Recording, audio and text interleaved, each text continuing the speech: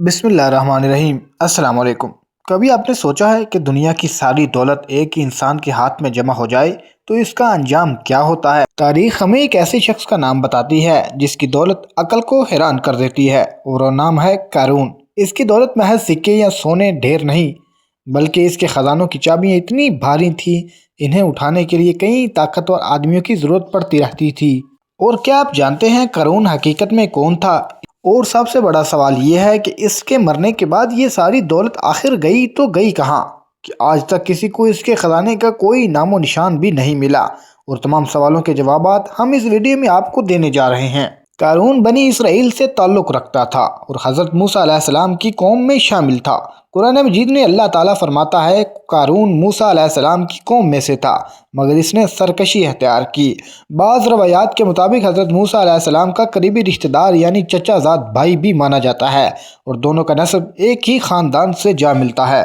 علماء کرام کا کہنا ہے کہ قارون اپنی ابتدائی زندگی میں نہایت عبادت گزار اور دیندار شخص تھا۔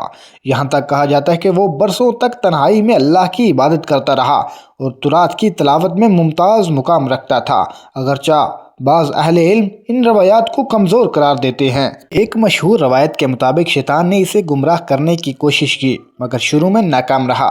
بعض ازاں وہ ایک نیک انسان کی شکل میں اس کے قریب آیا، اس کے ساتھ عبادت کرنے لگا اور آہستہ آہستہ اسے دنیاوی مشاغل کی طرف مائل کرنے لگا اور اس میں کامیاب بھی ہو گیا۔ وقت گزرتا گیا اور اس کے پاس اتنی دولت جمع ہو گئی جس کی مثال اس دور میں نہیں ملتی تھی۔ اب سوال یہ ہے کہ اس نے یہ دولت کیسے کمائی؟ اس بارے میں مختلف روایات ملتی ہیں۔ کچھ کے مطابق وہ غیر معمولی تاجر تھا، کچھ کہتے ہیں اسے دھاتوں اور کان کنی کا خاص علم حاصل تھا۔ بعض روایات میں کیمیا یا خاص دواؤں کا ذکر بھی ملتا ہے۔ البتہ زیادہ معتبر رائے یہ ہے کہ وہ زمین سے سونا نکالنے کا ہنر جانتا تھا، اور اس دور میں سونے کی پیداوار کا سب سے بڑا ذریعہ تھا۔ یہی وجہ تھی کہ فرعون کے دربار میں بھی اسے خاص اہمیت حاصل تھی۔ دولت کے بڑھنے کے ساتھ ساتھ اس کے دل میں غرور، تکبر اور خود پسندی پیدا ہو گئی۔ وہ قیمتی لباس پہنتا، شان و شوکت کا مظاہرہ کرتا اور اللہ کے فضل کو اپنی عقل اور مہارت کا نتیجہ سمجھنے لگا۔ قرآن مجید میں اللہ تعالیٰ فرماتا ہے کہ ہم نے اسے اتنے خزانے عطا کیے تھے، ان کی چابیاں طاقتور لوگوں پر بھی بھاری پڑتی تھیں۔ جب بنی اسرائیل پر زکوٰۃ فرض کی گئی تو قارون نے اس حکم کو سب سے زیادہ ناپسند کیا۔ وہ مال دینے پر آمادہ نہیں تھا۔ اسی ضد میں اس نے حضرت موسیٰ علیہ السلام کے خلاف سازش کی، مگر اللہ تعالیٰ نے سچ کو ظاہر کر دیا اور اس کی چال ناکام ہو گئی۔ آخرکار وہ دن آ ہی گیا جب قارون پوری شان و شوکت کے ساتھ اپنی قوم کے ساتھ نکلا۔ لوگ اس کی دولت دیکھ کر دنگ اور حیران رہ گئے، اور بعض نے حسرت سے کہا کاش ہمیں ایسا مال مل جاتا۔ حضرت موسیٰ علیہ السلام انہیں سمجھایا کہ اللہ کا اجر بہتر اور ہمیشہ باقی رہنے والا ہے، مگر قارون تکبر پر قائم رہا۔ بالآخر حضرت موسیٰ علیہ السلام کی دعا سے اللہ نے زمین کو حکم دیا اور قارون اپنے خزانوں سمیت زمین میں دھسا دیا گیا۔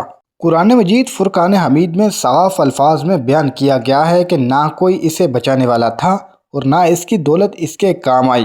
جو لوگ کل اس پر رش کر رہے تھے اور وہی لوگ بعد میں کہنے لگے کہ اگر اللہ تعالیٰ ہم پر رحم نہ کرتا تو ہمارا بھی انجام یہی ہوتا۔ آج تک قارون کے خزانے کا کوئی یقینی سراغ نہیں مل سکا۔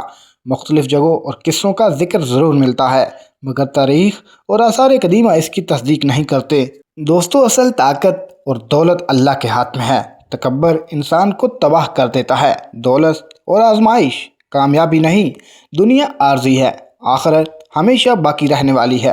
اللہ ہمیں قارون جیسے انجام سے محفوظ رکھے اور صحیح راستے پر چلنے کی توفیق عطا فرمائے، آمین۔ تو ناظرین، یہ تھی آج کی ویڈیو۔ امید کرتے ہیں آپ سب دوستوں کو ویڈیو پسند آئی ہوگی۔ ویڈیو پسند آئے تو چینل کو سبسکرائب کر دیجئے، ویڈیو کو دوستوں کے ساتھ شیئر کیجئے۔ اللہ تعالیٰ میرا اور آپ سب کا ہمیں ناصر ہو۔ ملتے ہیں کوئی شاندار ویڈیو میں، تب تک اپنے میزبان احمد کو اجازت دیجئے۔ اللہ حافظ۔